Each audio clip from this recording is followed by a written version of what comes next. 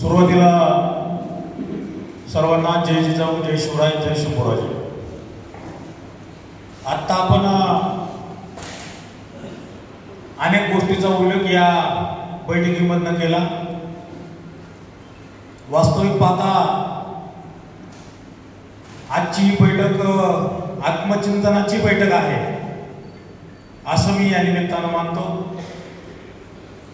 स्वतःला 4 प्रश्न विचारण्याची देखील या ठिकाणी आजची बैठक आहे असं देखील मी या ठिकाणी मानतो. गेल्या 2 वर्षापासून महाराष्ट्रातील जिल्हे, तालुके, सगळे ए ग्रेडचे गावं या ठिकाणी फिरून झाल्याच्या नंतर जिकडं गेल्यानंतर तिकडं मिळणारा प्रचंड रिस्पॉन्स आणि उत्साह निश्चितच आपल्या सर्व मराठा जातीचा त्या ठिकाणी उत्साह वाढवणारा आहे. आजची बैठक आत्मचिंतनाची आहे हे म्हणण्याचं कारण या ठिकाणी असं की आत्ताच सरांनी देखील प्रास्ताविकामध्ये सांगितलं की कुणबी नोंदी होत्या मग त्या का दडवून ठेवल्या.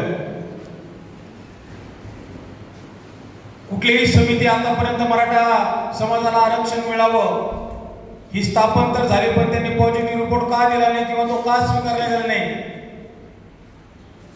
मराठा आरक्षणाच्या संदर्भामध्ये मराठा हा मागास सिद्ध करण्यासाठी कुठल्याही समितीने अहवाल का दिला नाही किंवा तो स्वीकार का केला गेला नाही.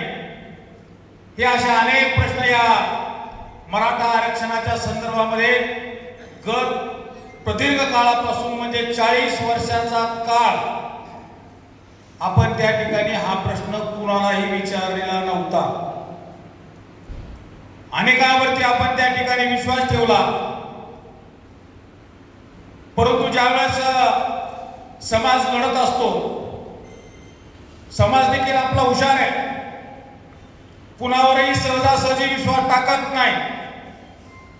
परंतु समाजाने फक्त आणि फक्त जातीचं हित लक्षात ठेवून अनेकांवरती विश्वास टाकले आणि दुर्दैवाने तो विश्वास किती सार्थ झाला हे आज आपण त्या ठिकाणी थोडंसं या आरक्षणाच्या विषयावरती आत्मचिंतन केलं तर आपल्या लक्षात येईल की आपण त्या ठिकाणी काय मिळवलं तर आपल्या हाती 0 आलेला आहे. हे दुर्दैवाने सांगण्यासाठी कुठल्याही प्रकारची शंका असण्याचं कारण आहे.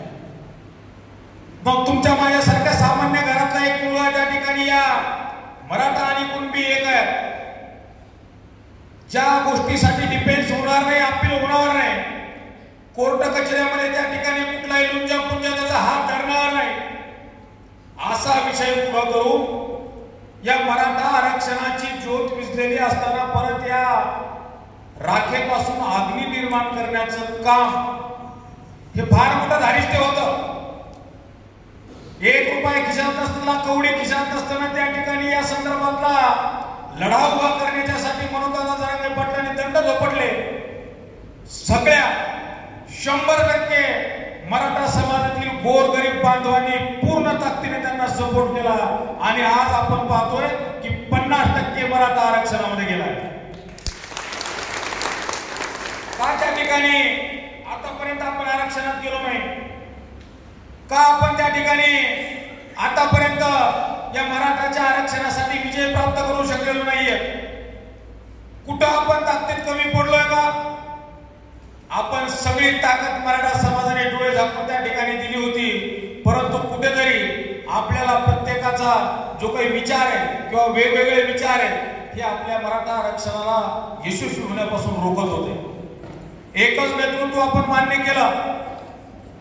आपल्या सगळ्यांना मनोदादा कोण आहे, त्यांची घरची खरी परिस्थिती काय आता नवीन सांगण्याची आवश्यकता नाहीये. कारण मनोदादा जरांगे पाटील हे प्रत्येकाच्या घरातला एक सदस्य या ठिकाणी आता झालेले आहेत. त्याच्यामुळे नवीन असं काही सांगण्याची आवश्यकता नाही.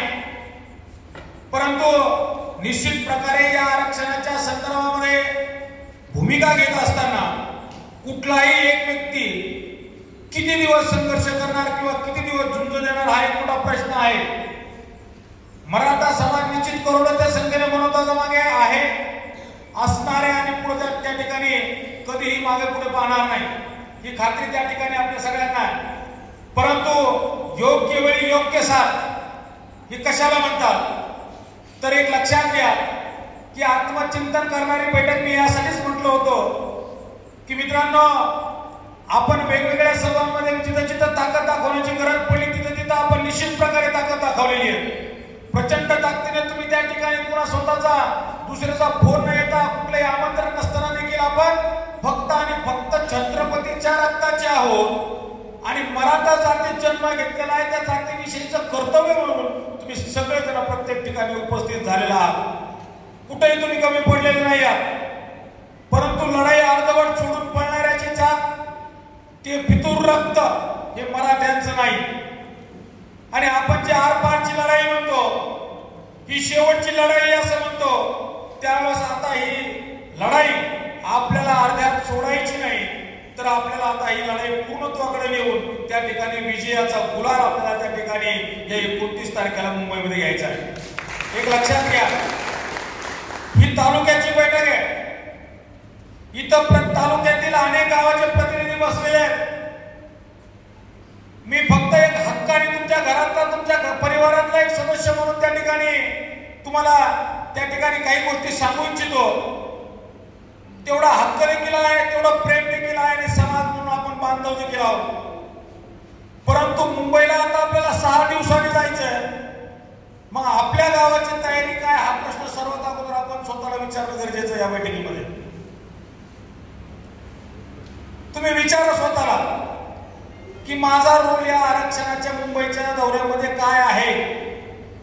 जर आपल्याला वाटलं की माझा रोल खरंच काही नाही तर येणाऱ्या 6 दिवसामध्ये आपल्याला तो रोल बदलायचा आहे. आणि जर आपल्याला वाटलं की नाही मी याच्यामध्ये इन्व्हॉल्व आहे तर आपण त्या ठिकाणी एक जिम्मेदारी घ्यायची की आजूबाजूचे सगळे गावं त्या ठिकाणी मराठा समाज बांधवाच्या शेवटच्या घरापर्यंत जायचं आणि मुंबईला चल म्हणून ती ताकद आपल्या सगळ्यांना लावायची. मराठा समाजाच्या या लढ्यामध्ये हा लढा काही कोणा एकटा दुसऱ्याचा नाहीये. आपण कधीच त्या ठिकाणी हारातुरा सत्कार दादा सोडून कोणी घेत नाही. ही बसणं सुद्धा हे समोर जे इकडे तोंड करून आम्ही बसलो हे सुद्धा कोणाला पसंत नाही, आम्हालाही पसंत नाही.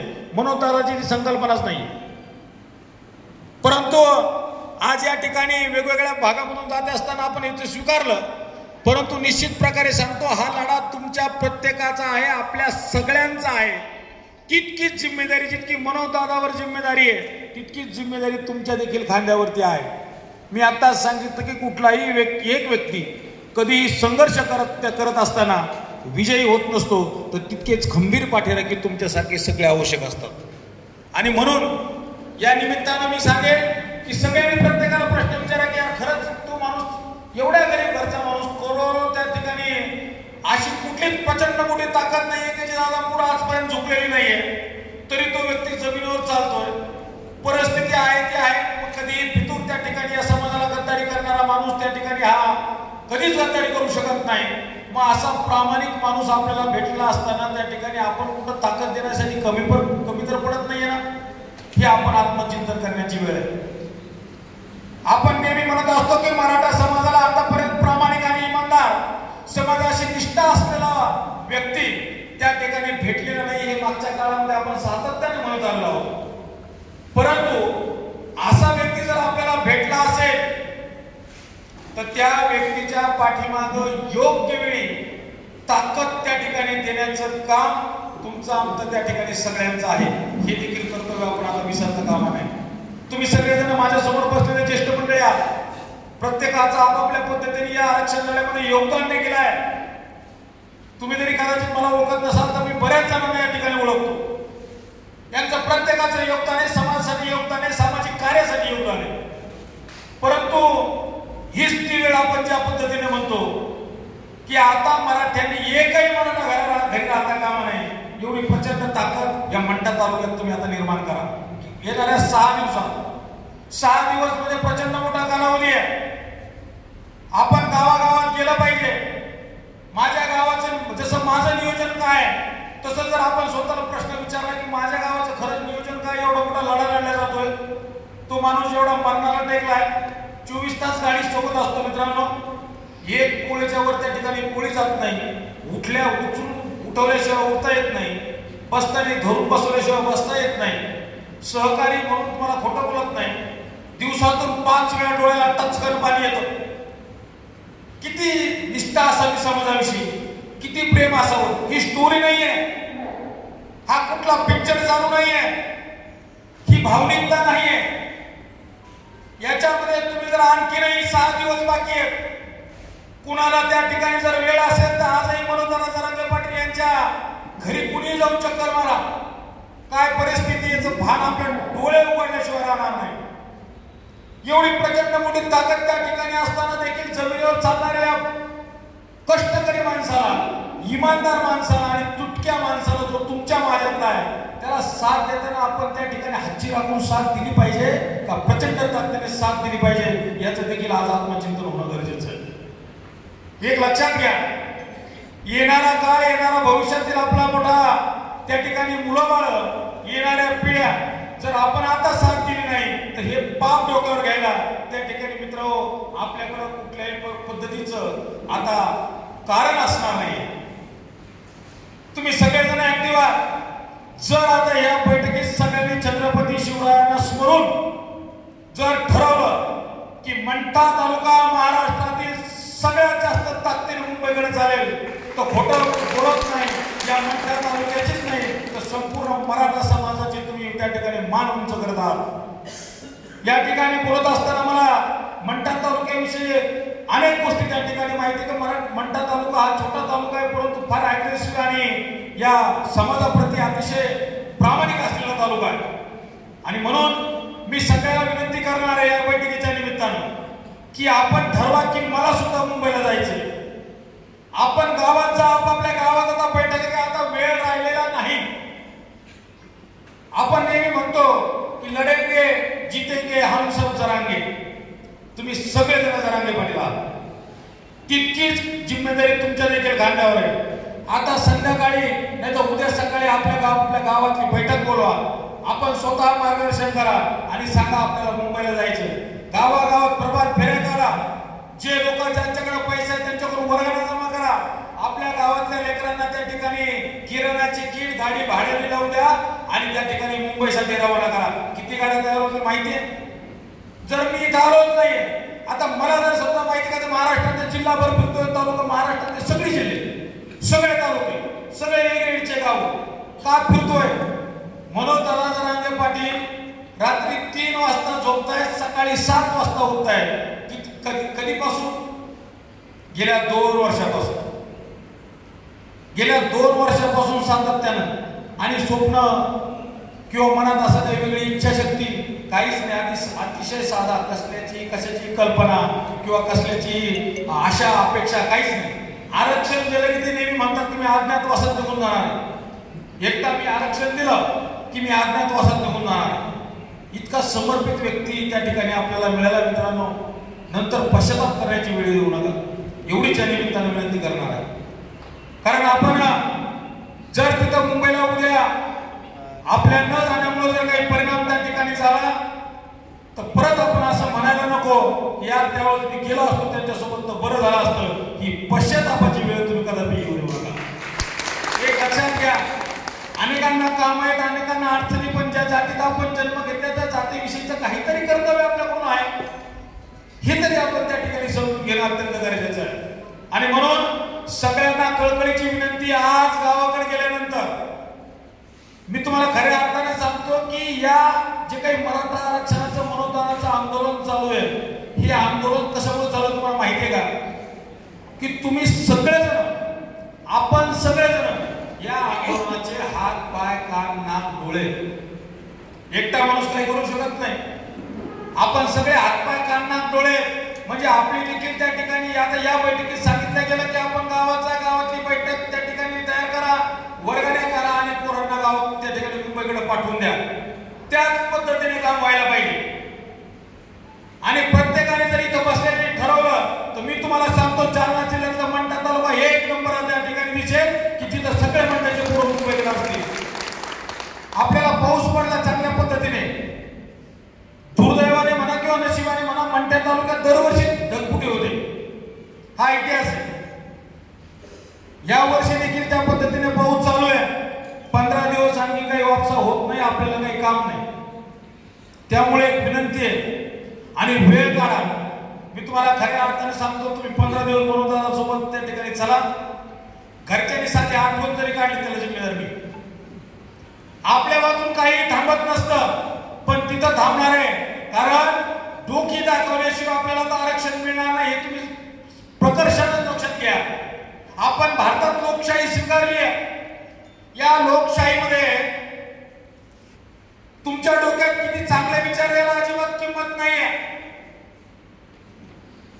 तर तुम्ही किती डोके जमवले, तुम्ही किती संख्येने त्या ठिकाणी हजर आहात, याला खऱ्या अर्थाने किंमत आहे. आणि म्हणून तुमच्या सगळ्यांच्या पायाला हात लावून एक दादांचा प्रामाणिक सहकारी म्हणून सांगतो की आता कुठेही कंटाळा करू नका, आळस करू नका, दुर्लक्ष करू नका. मी जर नाही गेलो तर काय फरक पडणार, खूप लोक येणार तिथं, असं म्हणू नका. मी जर गेलो तर हा काय म्हणेल, तो काय म्हणेल, तो काय विचार करेल, ही देखील कुठलीही शंका डोक्यात ठेवण्याचं कारण नाही. कारण आपण कुठलाही जातीवाद करत नाही. तर तुमच्या माझ्या लेकराला आरक्षण मागतोय, यात जर कोणाला काही चूक वाटत असेल तर त्याला चूक वाटलं तरी चालतं. आमचे देखील इतर जातीतील सगळ्या लोकांशी संबंध आहे, परंतु या काळामध्ये कोणाशी संबंध आम्ही खराब केले नाही.